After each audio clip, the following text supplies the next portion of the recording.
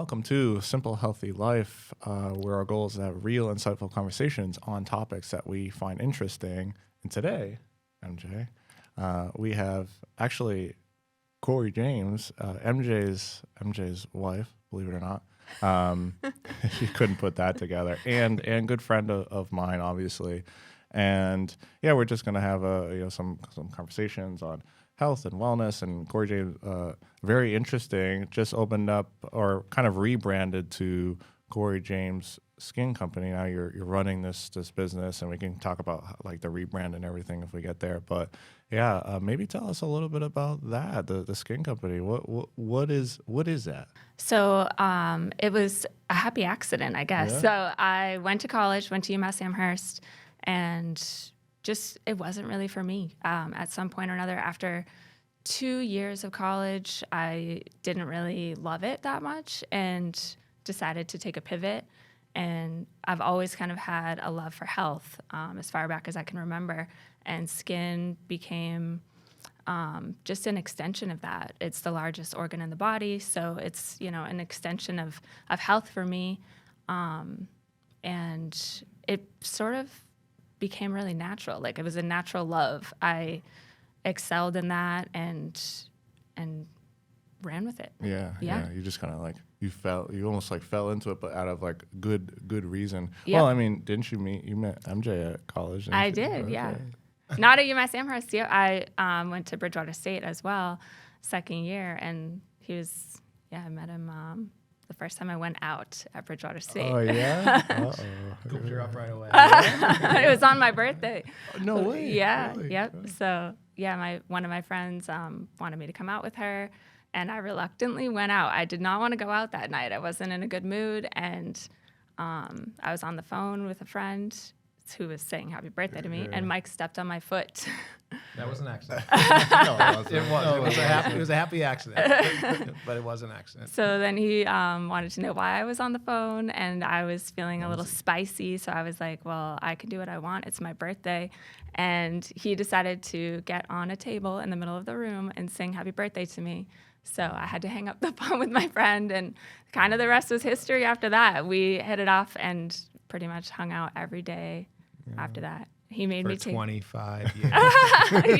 25 years. You make it No, sound like it's not a good thing. No, we're on year 25. That's all I'm saying.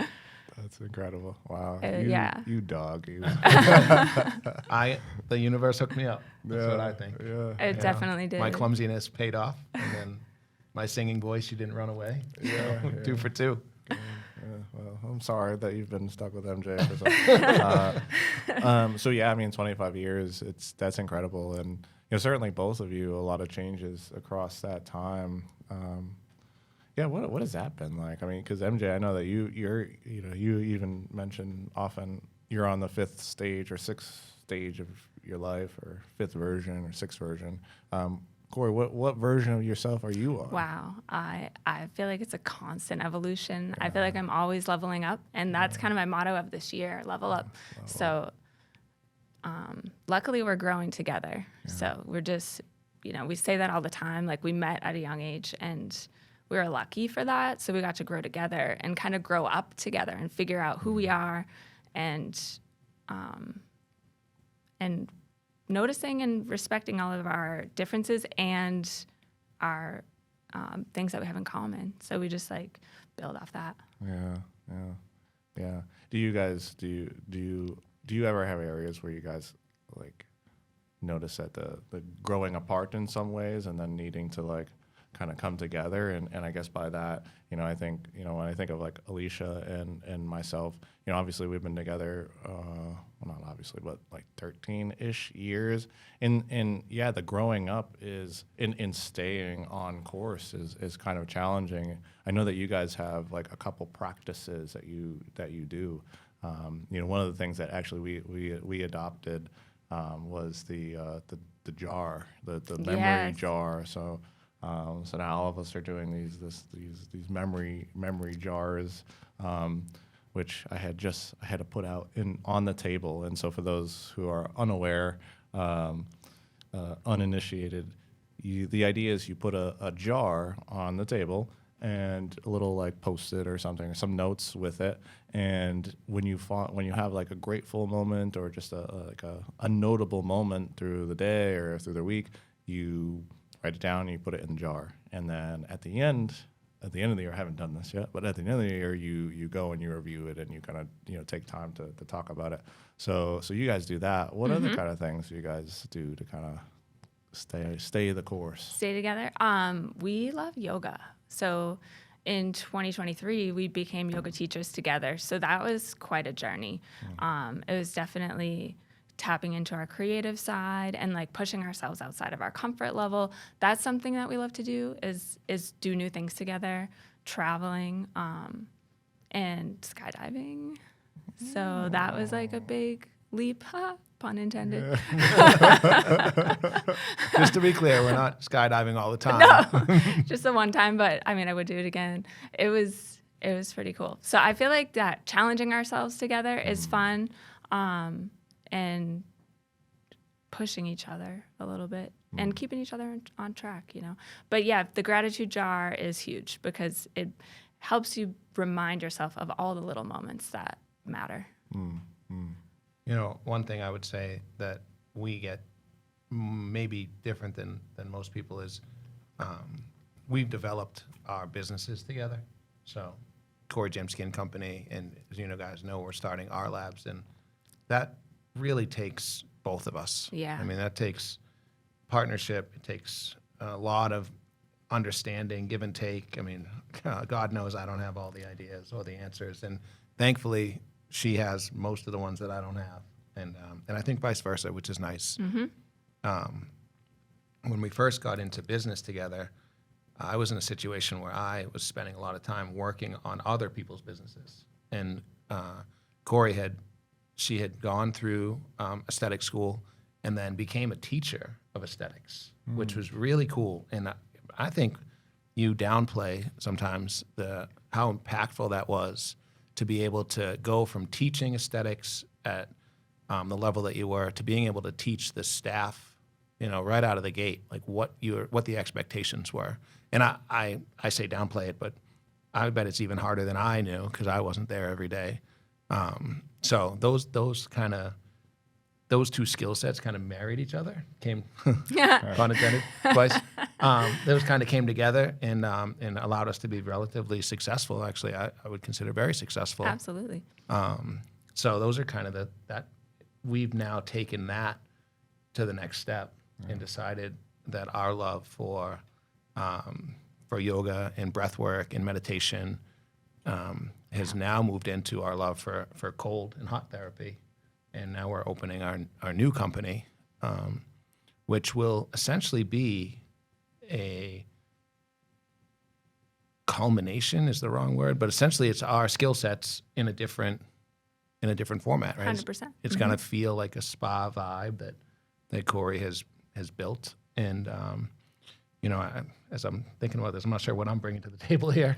but I mean, essentially, we're building a second business together. So when we talk about growing, growing separate, growing together, growing apart, like it takes a lot of growing together to get those things done.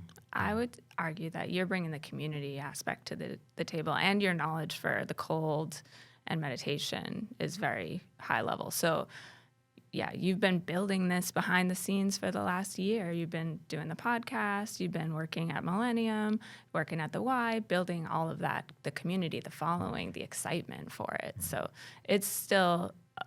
we're both bringing a lot to the table for that one. Thanks. Yeah. No, MJ, we've talked about MJ enough. I mean, he is certainly a connector of sorts, and I do admire MJ's ability to connect with people, and it's very subtle in the way that you do it. I think I don't even think you recognize that, but it's incredible. And so, but yeah, so okay, so prior to Skin Company, Elizabeth Grady, right? Yep. Prior to that, you were teaching skincare. What was that like? 2009. It was awesome, actually. I really enjoyed it.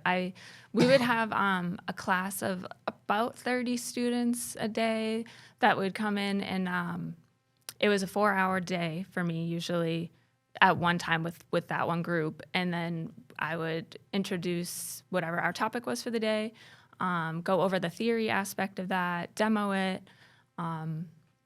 so everyone could watch, and then break everybody up into partners, and they would work on each other and then switch and work on each other. So I would be with one group of students for about like 6 months, and then they did have a part-time class that would be longer, so that was like a year. So it was great. And man, I met the best people working at that school. I have so many amazing friends from there. Yeah. So you just so I understand correctly, you were teaching people how to be Estheticians. estheticians. Yep. Estheticians. Okay.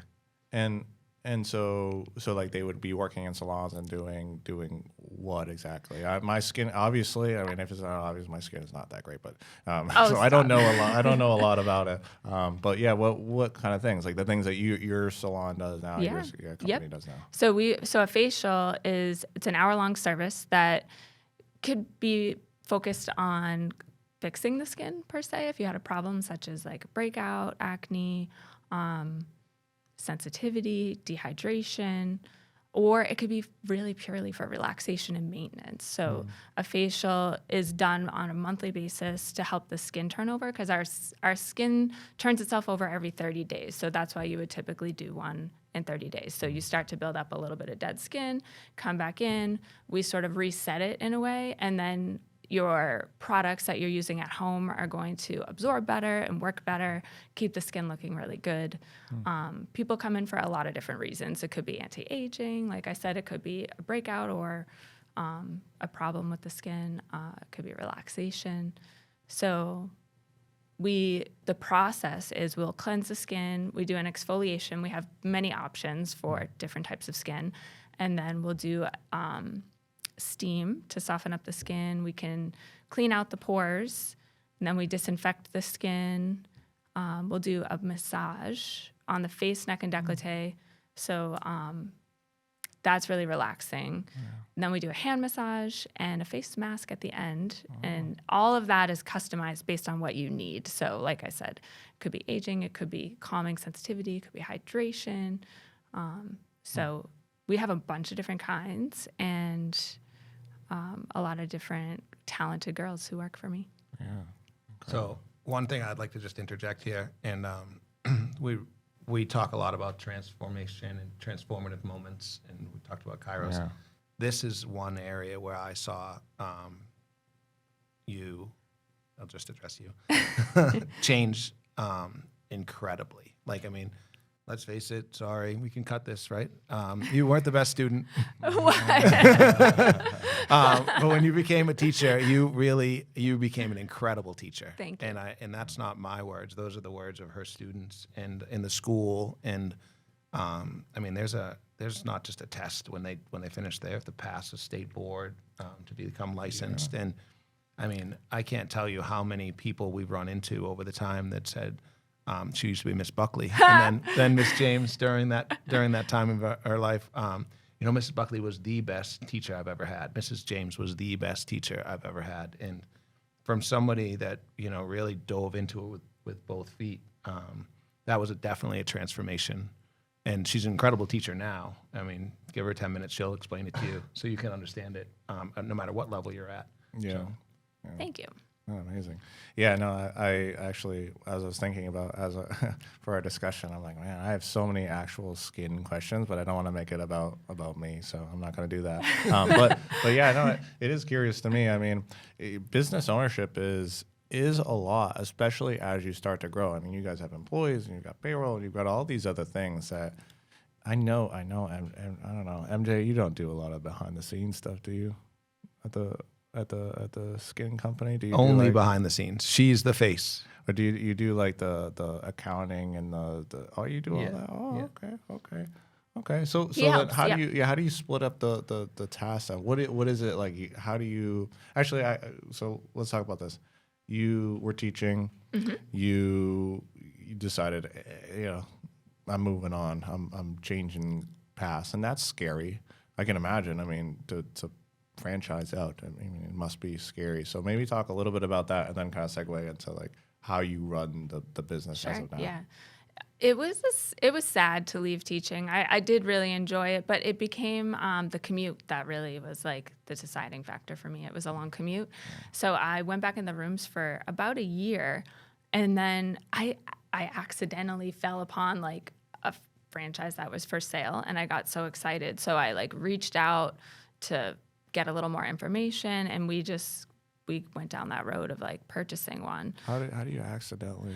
It was on Indeed.com. Really? Like it was crazy. So I didn't end up buying that one, but I did like inquire, and then it led me down the path to getting Canton. So yeah, it was meant to be, I think. Yeah. So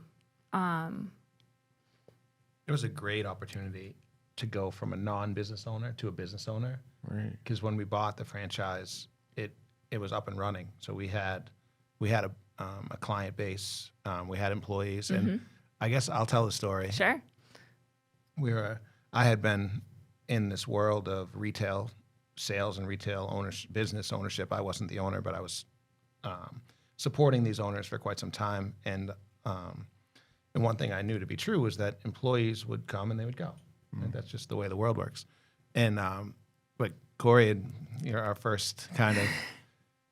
We get in there, we start on the business. We have a staff of 5 or 6 or something, and the first one was like, "Hey, I think I'm ready to move on. I'm gonna go someplace else and work someplace else." And I remember how personal Corey took it and how devastated she was, thinking like, no idea what to do. Yep, I got attached real quick. Yeah, Yeah, because everything was going so well. So it seemed. Yeah. yeah, and it was quite the lesson just to know that, like, okay, this is part of being a business owner. These are things that you're gonna have to deal with. I'm gonna take a quick plug in for Corey. Like, our staff generally stays, and it's because of the culture that you've built. So nice work. Thank you. Well, you taught me that. Yeah. But essentially, that was like a crazy lesson, and it was. I remember thinking, like, how do I explain to her that it's not her fault?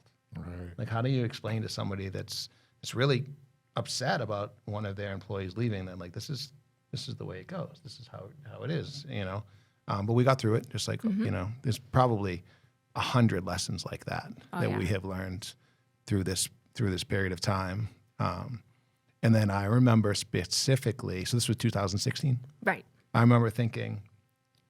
In fact, I said it out loud. Well, I know retail is going away, but we have a business that's personal touch, and that's never going away. And then they dumped COVID on us. And you weren't allowed to touch anybody for 2 years. Oh, my God. And I remember thinking, okay, like, good one, touche. Pivot again. Pivot again. Yeah. And one of the ways we pivoted, and to her credit, we really feel as though we're more than just you come into your skin there. The education piece that you get. We have countless people that come in, clients that come in, and that are bringing in their daughters, their younger teen facials, and because they want not just to start a good routine, but also the education that Corey and the staff give. Right. Wow. Amazing. And so kudos to you for like creating that culture. I mean, you say MJ, teaches it, but you have to implement it, and that's the more important piece. And so, what are some of the things that you do to like little things? Like, what are those little things that you do for employees to kind of keep them happy, sticking around, that kind of stuff? I think a good work environment. We all get along so well. It's really important. We try to do team buildings. Last year we all went and did like a little spa day. Nice. Last summer. Yeah, that was fun. We do end of year parties. I'd like to do more stuff, but I think on the general day-to-day, it's really just like a nice, easy, non-competitive work environment. And a lot of the girls have worked other places, or they have friends that have worked other places, and they always mention that, like, wow, like sometimes working in a spa can be really cutthroat. Like girls like fight over appointments, or that's my clients, and we don't have that at our spa at all. The girls it's a team environment, and that it's just makes it easy and fun to be there. Yeah. Yeah. Amazing.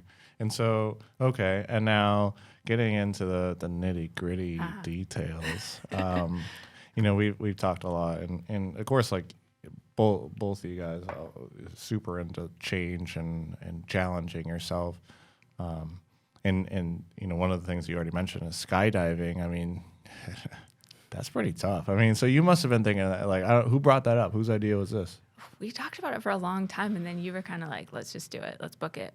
I remember that. I don't remember when we talked about it, but I remember where we were driving. We were driving, and we realized we were 1 month away from going back to Hawaii, where we were talking about it, and we were like, book it. Let's just book it. Yeah. That means we have to do it, and so we did. Yep. And then I actually remember the morning of waking up and having you look at me and be like, Are we really going to drive down there and do this today? That was so scary. And I feel like I was feeling the little anxiety right then, but yeah. I got a funny story about it too. So we get in the car, and where it's Hawaii in September, right? Mm-hmm. September. Yep. And we get in the car, and now we just got around to reading the because we were kind of both scared, so we didn't really read like what we're supposed to do or all this stuff. So we're driving, and I've got a sleeveless on, and she's got like a tank top on, and it says like must wear shirt with sleeves. And she's like, you didn't tell me that this was a thing. I was like, I didn't know it was a thing. And it said you had to wear sneakers. Of course, he never wears sneakers. Yeah. He's always wearing flip-flops. So we stopped at like the little ABC store on the side and bought 2 T-shirts. The corniest Hawaii T-shirts you can find. Total tourist. Total t-shirts. tourist. So Yeah. we show up, in our Hawaii T-shirts, like we're like Aloha. ready to make this thing happen. And then they were like, oh, it doesn't really matter. When we get there, of course, because everything in Kauai is so laid back, Right. we really were like, rules? There's rules? Like, what? No one told us that. But anyway. So yeah, tell me about that. I mean, because that's something that like I don't know. I've thought about it. I'm like, I don't know about that one. I don't know if I'll ever do that. I mean, maybe I should, but yeah, how was that as you like got up there and were sitting at the top? What was the mind like? Well, I think I was actually calm once I was up there because I had like accepted, like, I'm doing this, like it's happening. So I think the moment of leaving our hotel and driving for an hour to get to where we had to go was we were like, whoa, we're really doing this. So you're kind of like going through the motions and just doing it and trying not to like feel that feeling of fear, So to take it back a little bit, getting into breath work was really the catalyst here, I think, because I do breath work on a daily basis, like Wim Hof, 10-minute YouTube video. And that is like a great maintenance. But I also go and do like probably on a monthly if I can, but on a regular, like every other month, holotropic breath work, which is a little heavier. You've done it. And that I feel like really releases trauma and fear. And for me, I love like feeling so grounded from that. So I feel like that somehow took like fear out of me. Like I was able to detach from the feeling of fear and do it. So once we were up there, flying in the plane, getting to the spot where they were going to drop us, I was just I definitely felt some sensations of anxiety, but I was able to keep it under control for sure. It was like excitement and anticipation all happening and like, wow, like I couldn't wait to do it. On our honeymoon, we did paragliding, and that was very chill, and you were kind of floating in the air for like 20 minutes. So I knew once we got through the free fall of the 30-second free fall, it was going to be that, but longer. So I was like, I loved that. So I know I could do this. So it was so exciting. Yeah. So 2 things. One, not parasailing, if the audience is thinking about like being held behind a boat. Paragliding. It was actually jumping off the side of Haleakala, which that was her idea. I remember distinctly. This was back in the day when you would go and you would get the pamphlets from the hotel. Like, what do you want to do today? And you'd be like, oh, ride your bike, or look at this fun spot or whatever. And A luau or something. I remember picking up the one that said, ride your bike down Haleakala. And she was like, no, I'm definitely not riding my bike down Haleakala. And I was like, what? I could just picture it being me. like 30 mile an hour down a mountain. I'm like, that does not sound fun at all. Like It seemed on like a a bike. great idea to me. I was like, this is, I don't know. I thought she was adventurous, but okay, I guess we won't do that. And she picked up the paragliding, which is literally jumping off the side of the mountain. She's like, oh, let's do this one. I was like, okay, I guess we'll do that one. But Interesting. I remember the day when we were skydiving, and because the plane was so small, you had to decide the order that you were going to jump out of the plane in before you got there. And they like looked at us and they're like, "Who wants to go first?" And I was like, "She does." And of course, that's probably not the best thing to do for your wife, but I mean, we both had to do it. So, anyways, long story short, I wasn't scared until we were up in the plane, and they opened the door, and they like shimmy over to the door, and she just goes, "Bye, babe," and then just completely disappeared, gone, like out of view, like. And I was like, "Oh, shoot, No. this is real. I don't know where she went." And that was the moment of fear for me. But it was incredible. It was. Well worth doing, and anybody that has to deal or feels as though they can't push through that, you can definitely do it. Totally. Yeah, you could do it. Just take it in segments. Like, all right, I got through this part. Now I just got to get through this part. Yeah. Sign up Yep. and drive there. Mm-hmm. Strap in. Incredible. Yeah, no, good for you guys. Always challenging yourself. So, so you're into breath work, into meditation. What brought you there? And did you ever have challenges with like mental health, like anxiety and stuff like that? Obviously, everyone experiences anxiety, but do you feel like that was like something that you had to overcome in a lot of ways for yourself? And, Actually, yeah. I think it was in 2022. It was either 2021 or 2022. I decided that I wasn't going to grow that year. I was happy with where I was, and I intentionally said, and I said it to Mike, that I was going to have a sustained year. And for whatever reason, I mean, I still had a lot going on, but I just wasn't like actively learning anything new at the time. And I regretted that at the end of the year. I was like not as happy as I was. I felt like just a little bit low. I didn't have like a lot of exciting things that I could talk about. So I started feeling some anxiety. I felt like things didn't feel as good on a daily basis. And I didn't really understand it. I couldn't really make it go away. I was like, what is happening? So we decided to do yoga. We became yoga teachers in 2023, and that launched me into like learning about breath work, meditation at a higher level. It's not like I didn't know it, but I learned it so much better and started practicing it regularly, and I felt like $1 million. I was enjoying growing. I was feeling my best maybe I'd ever felt doing breath work and meditation on a daily basis. So that showed me all of those things. And then I learned in yoga that if you are whatever vibration you're vibrating at in your body is all you can attract to yourself. So I started trying to figure out how I could raise my vibration. So I also feel that the holotropic breath work really does that for me. I feel like my energy is higher, I feel happier, and then you're just walking around just like in a better state of mind. And then you start to attract all of that stuff, all that good stuff to you that you really want.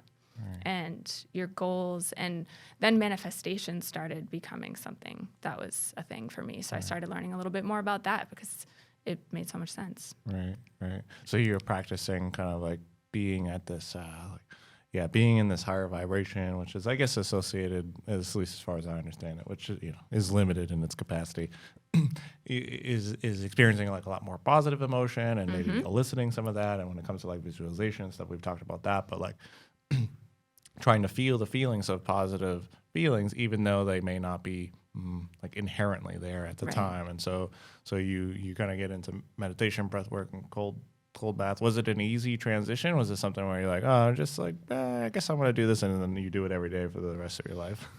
Or was it like a little bit of a struggle? I think it was just a new routine I wanted to put myself in. I always have had a health routine where like I'll go to the gym, and I would go to the gym almost daily and do yoga once a week. And then I decided that I wanted to start adding this to my routine. And I wanted to see how it made me feel, like continuing to do it. So it was more, I guess, a discipline or a challenge for myself to just like add it in. And it wasn't that hard. I liked it. So it made me feel good, and I noticed a difference in the day. So I wanted to continue it. So I would just wake up in the morning, literally before I even got out of bed, put on my YouTube. I would do meditation first, mostly because I was tired. And there's something about the brainwave that you're in at that time. You're supposed to be able to get into meditation easier. I believe it's theta. Is that right? Theta brainwave. So you're in that state already. So just pop on a meditation real quick. And then once that almost helped me wake up a little bit in the morning too, a little bit faster. And then I would do my breath work right after. So I found it to be really easy. Yeah. If I start my day and I don't do it first, then it becomes a little bit harder because you start getting going and you have this to do, that to do, your to-do list is long, and it's just easier before you start your day to do it. Yeah, I found that that's easiest for myself too, because you're in these like dream-like brainwave patterns right as you wake up, which is why they often say like, don't go and like look up the news immediately, don't check your phone immediately, because you're highly suggestible. It's kind of interesting. It's like the same kind of state that people who do hypnosis will kind of like elicit you into, like where you do a little bit of a meditation, which is what you're doing under like hypnosis when you see it like on stage. It's it's very like extravagant, but that's what they're doing is they're saying, okay, well breathe deeply, close your eyes, visualize something, and they elicit these like kind of slowing down from our very active normal brainwave patterns, which are beta, into like that more suggestible state. And this is why. Yeah, that's why hypnosis tends to have profound impacts for people, and you can see it like on stage or whatever if you go to like shows. But yeah, so when you do it in the morning and you're avoiding all the other like ancillary stimulation, that negative kind of ick that you get from phones, it really does help set the pace for the rest of the day. So you do it like right from like you wake up and you go right into it. How long is it? I'll do a 10-minute meditation, 10-minute breath work. Wow. So yeah, it's like 11 minutes on the breath work, but yeah, 20 minutes. In that order, like meditation, then breath Usually work? that's what I do. Yeah. Yeah. And what do you notice? Like, do you have days where you don't do it, and do you notice like the impacts of that? Definitely. I notice I'm more reactive if I don't do it. There might be a day where I'm running late, or you just got to go, don't have enough time. Yeah, the breath work, I think it's mostly the breath work that gives me space between my thoughts, a little bit more time to think, and keeps me calmer, definitely less reactive. I never really knew that you could change kind of your personality, let's say, until I got into breathwork, because I would have just said, like, I got my hot-headedness from my dad, right? Like, my dad's a little bit of a hothead, and I have those tendencies. But I feel like now, understanding breathwork, I can control it more. So I have a little bit of a choice, like, in that. The cold tub helps with that, too. Oh, definitely. Yeah, you're right. And I'm not giving the cold tub enough credit, because even today, it helped me so much. So the reason we have a cold tub is because you bought one. Yep. For me. Thank you. You're welcome. Can you buy one for me? On it. Yeah, You'll just have to come to our labs. Yeah, true. You have to sign up for our premium membership. Yeah. Well, speaking of our labs, let's talk a little bit about that. Where are you guys at with it? We've talked a little bit really on the podcast, but not a whole lot. So I don't know if people really have the full grasp of it. So yeah, what has that been like? What is it? What has it been like? How's the process going, et cetera, et cetera? It's going pretty well. It's taking a little longer than we thought. Getting a permit was a little bit of a lengthy process because it was our first time. We didn't really know what to expect. In the grand scheme of things, it hasn't been that long. It's been 3 months, but we just didn't know what to expect, so it felt long, and we're excited. But things are coming along. It's moving. It's under construction. The walls are up. The tubs are there. The sauna's there. Framing is happening, electrical. So we're not too far away from opening. So Grand opening, yeah. And so what is it? What's the vision there, so that people who are listening might understand what it is? Like, you guys know what it is, but Sure. what is it for people who don't know what our lives is? It's essentially a recovery lounge. So the name R stands for recovery, R Labs, and all of it's going to have a cold tub, a hot tub, a sauna that can fit 6 people, a shower for rinsing prior to getting in the cold tub or the hot tub, and afterwards. We want you to come in and recover with intention. So you're going to maybe have a workout or a yoga class, and then afterwards come and enjoy the recovery lounge. So take a rinse, jump in the cold tub, do a sauna, and speed up your recovery post-workout. Also, it's going to reset your mindset. Like, we all live busy lives. We're all running from thing to thing and trying to fit everything in. This just like centers you. You just get in the cold tub and you are in the moment. You're just like, you can go internally for a minute, especially once you start to get used to it, and you can control your breath and breathe a little bit slower. Feel your body calm down. If you're wearing a watch that tells you your heart rate, you can see your heart rate drop from 100 down to 60, and slowly. It's not like instantaneous, but you'll notice that your body is calming down and you just feel so much better. So one of the things that we really wanted to do is we wanted to bring a place where you could spend the time to physically and mentally improve yourself. And I just read this the other day, and I'm going to incorporate it into a lot of my thought process, but it was until we start thinking about mental health as something you practice and not something you have, we'll always have a mental health problem. And when we've put this thing together, Corey really showed that when you get in that cold tub, it's a forced meditation.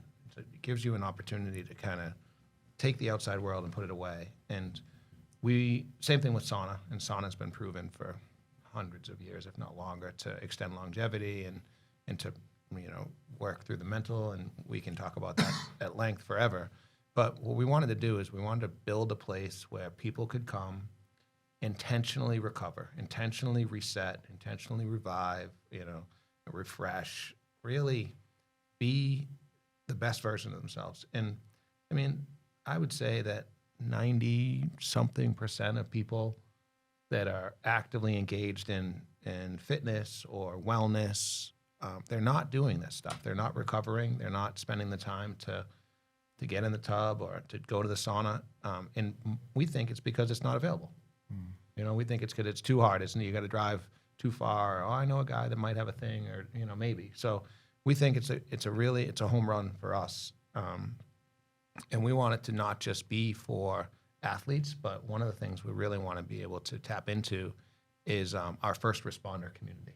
And people that they're in a tough spot once a day, if not more. Firefighters that are showing up at these really difficult environments, police officers, paramedics. The science is out there that when you can do this type of thing once a week, I mean, they say like 11 minutes a week is the number, but really just getting there, giving yourself that opportunity to reset will help your physical and your mental health. And we wanted to bring that to the community. We started looking at doing it in Canton next to our current business. And then we actually found a place right in Lakeville it's Millennium Fitness.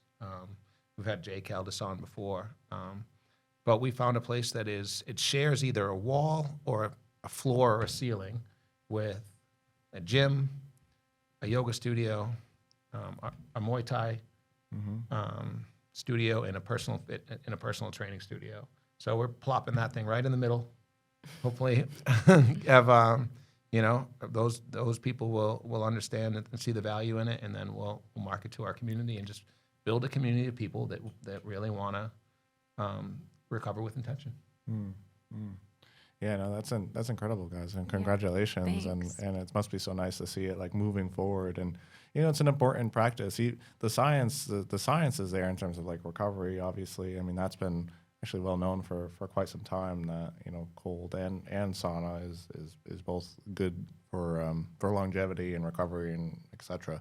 However, a little bit more challenging to study is that kind of like that mental capacity, that mental kind of like resilience that is developed. And I think people don't often think about that as a practice, doing things that you don't necessarily want to do. And that's actually one of the most common responses that I hear from people who don't do cold bath or have never done it. It's like, ooh, but I don't like that. That sounds hard. It's like, well, yeah, that's the point. That's the point, is the people who do these things, even sauna is like uncomfortable, but the people who do that know that it's hard, know that it kind of sucks. And that's the point, is to have a practice where you're willfully engaging in that kind of suck, and it gets easier. If you do even like once a week, if you were to do it once a week or something, you would recognize by a month in, you'd have less resistance to doing it.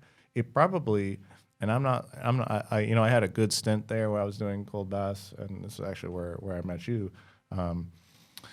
Where I didn't meet you, but we connected deeply on a like a little cold bath event. But when I had a good stint there, and never really got easier in the sense that I ever liked it. I was never like, okay, yeah, like I love this. This is going to be easy to step in. It was always that same amount of resistance, but I was able to push through the resistance a little easier and able to extend that period of discomfort a little bit longer. And so I don't know if you've found that, either of you, where I don't know if it ever sucks less, but you get better at tolerating the suck, I think is probably a fair way to say it. Sure, yeah. What I do to get in is I set my intention. I say why I'm getting in when I step in. So if it's to reset myself, or because I love myself, I want to be healthier, whatever it is, I say something out loud as I'm stepping in. What we did at the beginning was put on music, some sort of like song that would fire you up a little and be like, oh, we can do it. Yeah. And then we would time it for 3 minutes. So we just pick a 3-minute song, and that would help you get through it. But it's always hard, but it's worth it. You always feel better after. Yeah, the thing is, the part that I teach this, as the audience knows, and I never tell anybody how to feel. Never tell them how they're going to feel. Just let them find out for themselves. Once you start to recognize how good you feel afterwards, there's no placebo effect. It's not, you went through something that was challenging. You had to be disciplined. That just the feeling of being disciplined enough to say, I'm going to do this hard thing, is one thing. But then the response that the physical body has and will give you, the dopamine rush that you get, it's definitely something that it makes it worth it. Right? And the hardest part for all of us is essentially just sitting down, just stepping in and sitting down. And once, we'll probably do a whole nother podcast on this soon, so people can understand the process and the science. In fact, I think that's a good idea. We should do that. But once you get in and sit down, you're forced to recognize and reconcile your breath. And when you move to your breath and that's going to take the attention from the outside to the inside. And once you get your breath under control, for some of us that might take 10 seconds, some of us that might take 30 seconds. You get your breath under control, you can start to essentially use your awareness to look around and find out, I'm not dying, I'm not drowning, nothing bad is happening, it's uncomfortable. And that usually is about a minute, maybe a minute and a half.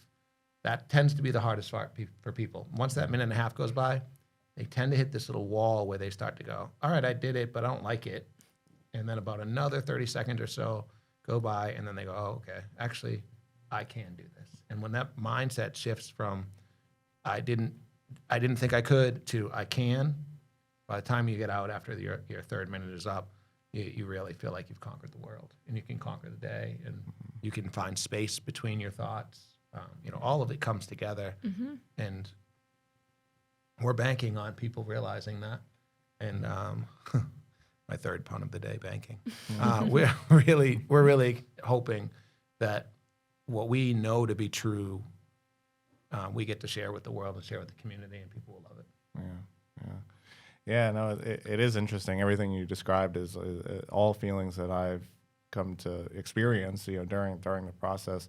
Yeah, like the initial resistance, especially right as you step in, is really tough. It's tough to like bring those shoulders, underneath the water. That's like the worst part. And then that first minute is like really challenging. And I think it teaches you that you don't have to react, because the initial reaction, and everyone's experiences, it's like your respiratory rate increases really fast. It's like it's just shock. And so you're learning by persisting that you can control your reactions and that you can create space there, even if it's just physically. I mean, of course, it's like a physical and mental process, because everything in your body is telling you to, hey, get out of here. Everything in your mind's telling you, hey, get out of here. And there's some overarching, underlying something that says, actually, no, I'm gonna stay in here and do that. And this is a part of ourselves which, obviously you guys work really hard at strengthening. And I don't know what that part is. Call it discipline, call it awareness, whatever that is really powerful for us when it comes to change. And so, yeah, I think the cold bath is a good tool. And I think people will find that our labs to be very useful. And it doesn't even have to start there. I mean, people can start with, I don't know, like right at the end of your shower, like a nice warm shower, then do 10 seconds of cold and see if you can do that. And someone would say, well, why would I do that?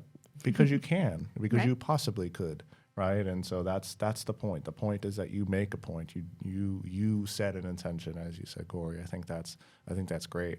And so you must have noticed how that, all these practices, the breath work, the meditation, the cold tub, you must have noticed how that like infiltrates your day kind of. And 100%. it's hard to be tangible with that, but what do you notice now? I mean, you've been doing it for a couple of years. I think it makes me a better person. Yeah. I feel like it helps me tackle like the day with ease and a lot more calmness.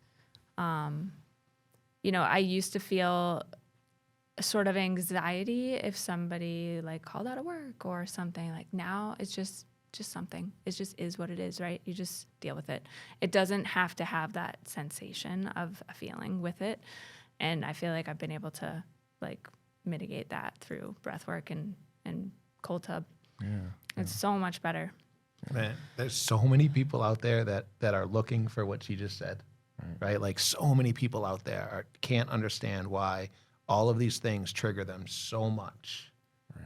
And what I've seen her grow into is someone who's practiced at understanding what's important and what's not, understanding internally what her reaction can be. We all have days, and we all have them. We all have moments where we get down or we let one of those triggers get us. But I mean, I've seen this transformation, from her even more than me, as someone who is really practicing what she preaches, and I think that's, she had an advantage that most people don't have. She started as one of the most consistent people you'll ever meet, in my opinion. Thanks. And maybe that helped get the process rolling, but this evolution, this version of her is my favorite true story. And so, anybody that's out there thinking like, I hear what they're saying as far as, oh, you can respond, not react, you can pause, right? Oh, it takes years to practice that, or you got to meditate every day, or you got to do the cold tub. That sucks. I don't want to do that. Like, it's there for you. Mm-hmm. These are tools that she uses she uses to be a better business owner. She uses to be a better person. She uses to be a better wife, and they're there. So, kudos to you. Thanks, babe. Thanks for noticing. Yeah, no, that must feel nice. Yeah, I mean, I think you're right. A lot of people do struggle with, anxiety or mental health struggles, or just like relational issues or business issues or job issues, and they try to intellectualize everything. They try to solve those problems just by thinking about it, but the biggest problem of all is that problems of the mind can't be solved on the level of the mind. And so, when you incorporate these practices, it's both physical and it's mental, and through the consistency, through like challenging yourself, you actually find that those problems of the mind get a little bit easier to manage. And so you've noticed that. And do you have like throughout all your change and your transformations and everything like that, do you have just a couple like overarching tips or maybe just like a message to people who might be inspired by business owner, multiple business owner, is very consistent, like very into health, has great skin. Oh, thank you. Yeah. Take messy action. Just do it. Just like if you have a desire to do something, just do it. And if you want to be a better person or wife or better at any task you're doing, just stay consistent. Just try. It doesn't have to be an hour a day, just like 5 minutes a day. Just start with that, and then you can increase it. Now when I do 10 minutes of meditation, it's like over so fast. I'm like, I could do an hour. And like, it's just sometimes you don't have time for that in a day. Maybe I do. I could do it in segments, right? But just do it just a little bit at a time, and just do a little bit every day. Love that. Messy action. As in like, just do the thing. It doesn't matter how it turns out. Yeah, it doesn't have to be perfect. Done is better than perfect. Perfect. Awesome. Well, thank you so much. Do you have any other like last things to throw in there, little tidbits? Thank you. Thanks. This was looking forward to this one. I appreciate you coming on and being part of the podcast. I get a lot of your feedback, which I'm happy about. But no, I think she said it best. I think come visit us at our labs. We'll be talking more about that. Come visit us at Corey James Skin Company, and